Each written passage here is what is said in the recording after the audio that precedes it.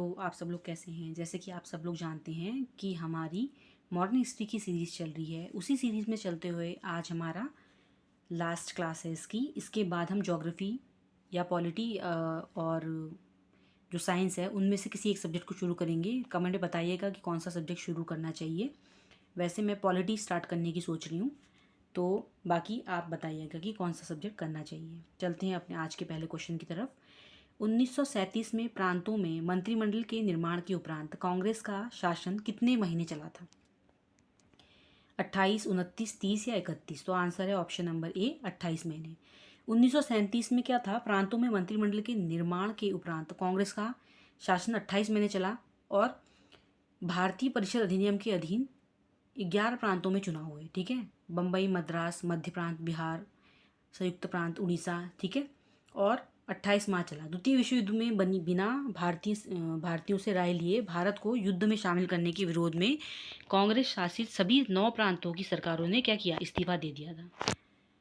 मुस्लिम league के लाहौर अधिवेशन 1940 की अध्यक्षता किसने करी? मुस्लिम लीग के लियाकत अली खान, चौधरी खलिकुज्जमान, मोहम्मद अली जिन्ना या फातिया जिन्ना ने? तो आंसर है इसका मोहम्मद अली जिन्ना ने मुस्लिम लीग की अध्यक्षता की थी।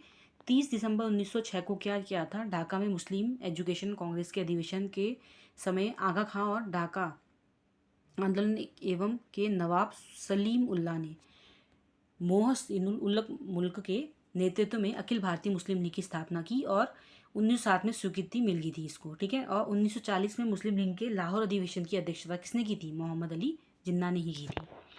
चंपारण में 3 कठिया प्रथा का तात्पर्य किससे है?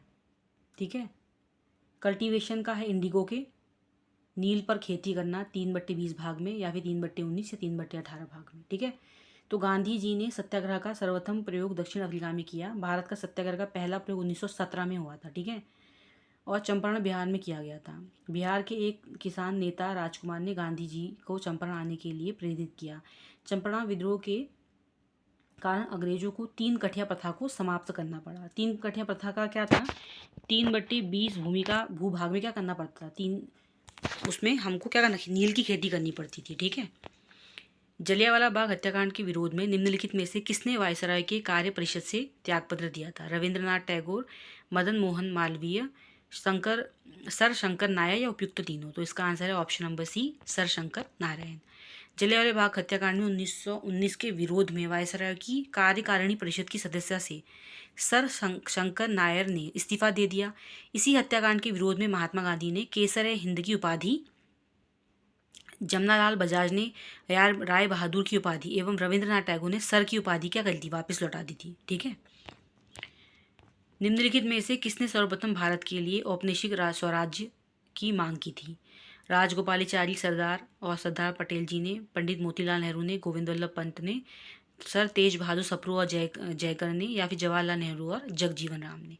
तो इसका आंसर है सर तेज बहादुर सप्रू और जयकर ने। ठीक है, तेज बहादुर सप्रू और MR जयकर ने क्या कहता? नेहरू रिपोर्ट तैयार करने वाली समिति में शामिल थे वो, तथा जिसमें उन्होंने क्या किया था? भारत के लिए औपनिवेशिक स्वराज्य की मांग की थी। कल्टीवेशन वाला आपको मैंने ऊपर भी कराया। 3/20 भूमि का जो भाग था नील की खेती करने पर मजबूर किया गया था। और ठीक है, लास्ट में क्या हुआ? 3 कठिया प्रथा को समाप्त करना पड़ा चंपारण विद्रोह के बाद। अगला है, निम्नलिखित में से भारतीय राष्ट्रीय कांग्रेस के किस अधिवेशन में महात्मा गांधी ने कहा था कि गांधी मर सकते हैं परंतु गांधीवाद हमेशा बना रहेगा? कलकत्ता अधिवेशन 1928, लाहौर अधिवेशन 1929, मद्रास सेशन 1927 या मद्रास अधिवेशन 1927 या फिर कराची अधिवेशन 1931? तो इसका आंसर है ऑप्शन नंबर डी, कराची अधिवेशन 1931 में गांधी ने इरविन समझौते, दिल्ली समझौते को मंजूरी देने के लिए 29 मार्च 1931 को कराची में जो बैठक हुई थी कांग्रेस की, उसमें इन्होंने पूर्ण स्वराज की मांग की थी। लेकिन गांधी और इरविन के इस समझौते को भी स्वीकार किया गया जिसमें पुनः विचार करने का कौन सा रास्ता खोल दिया जाए। कांग्रेस इसी के सम्मेलन में गांधी जी ने कहा था कि गांधी मर सकता है परंतु गांधीवाद हमेशा बना रहेगा। इसी सम्मेलन में मूलभूत अधिकारों और आर्थिक नीतियों पर संकल्प पारित किया गया। और लास्ट में, ठीक है, उसके बाद क्या है अगला क्वेश्चन? डेक्कन एजुकेशनल सोसाइटी की स्थापना संबंधित है किससे? जस्टिस रानाडे, फिरोज शाह मेहता, बीजी तिलक, दयानंद सरस्वती। ठीक है, तो इसका आंसर है ऑप्शन नंबर सी, बीजी तिलक। डेक्कन एजुकेशन सोसाइटी की स्थापना 1884 में हुई थी, जिसमें न्यू इंग्लिश स्कूल के प्रारंभ में पुणे में की गई थी। ठीक है, इसके संस्थापक बीजी तिलक, वीके चिपलुकर तथा जीजी अगरकर थे। ठीक है, जस्टिस रानाडे इस सोसाइटी रद्द के लिए एक संस्थापक सदस्य नहीं बल्कि इसके 5 संरक्षकों में से एक थे। अगला है, निम्नलिखित में से किस आंदोलन के साथ अरुणा आसफ अली जुड़ी है? अशोक आंदोलन, सविनय अवज्ञा आंदोलन, व्यक्तिक सत्याग्रह या भारत छोड़ो आंदोलन। तो आंसर है option number D, quit India movement के लिए इसमें जुड़ी हुई थी वो, भारत छोड़ो आंदोलन में, जो कि 14 जुलाई 1942 में वर्धा में आयोजित कांग्रेस समिति में जो बैठक हुई थी, प्रस्ताव पारित हुआ था और 9 अगस्त 1942 को क्या किया गया था, इसकी शुरुआत हुई थी। ठीक है, जहाँ पे क्या हुआ था कि मुंबई के ग्वालियर टैंक मैदान पर कांग्रेस का झंडा फहराने के कारण याद किया जाता है। अशोक आंदोलन कब हुआ था? 1920 को। सविनय अवज्ञा आंदोलन हुआ था 1930 को और व्यक्तिगत सत्याग्रह हुआ था 1940 को। अगला क्वेश्चन है, लास्ट क्वेश्चन। माउंटबेटन योजना बनी है ब्रिटिश शासन की निरंतरता की, सत्ता के हस्तांतरण की, देश के विभाजन की या सांप्रदायिक समस्याओं के समाधान की। तो इसका आंसर है ऑप्शन नंबर सी, देश के विभाजन की। 4 जुलाई 1947 ईस्वी को ब्रिटिश संसद में एटली द्वारा भारतीय स्वतंत्रता विधेयक प्रस्तुत किया गया, जिसे 18 जुलाई को स्वीकृति मिली। विधेयक के अनुसार भारत और पाकिस्तान 2 स्वतंत्र राष्ट्रों की घोषणा की गई। एटली ने वेवल के स्थान पर लॉर्ड माउंटबेटन के वायसराय को नियुक्त किया। ठीक है, उन्हें सत्ता के हस्तांतरण के साथ यथासंभव भारत को संयुक्त रखने की भी विशेष हिदायत दी गई। तो आज हमारे कंप्लीट होता है मॉडर्न हिस्ट्री की ये सीरीज़। ठीक है, तो अब नेक्स्ट जो सीरीज़ आएगी, अभी आप देख रहे होंगे मैं ना MCQs की सीरीज़ करा रही हूँ, जो प्रीवियस ईयर क्वेश्चन पेपर और MCQs है।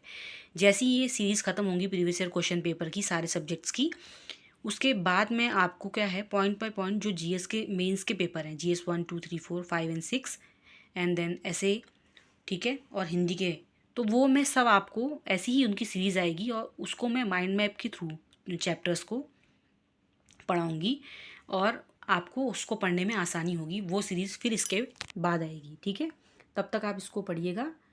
ठीक है, और वीडियो पसंद आए तो please like share and subscribe कीजिएगा। आप लोग कंट्रीब्यूट करते हैं तो मुझे भी अच्छा लगेगा।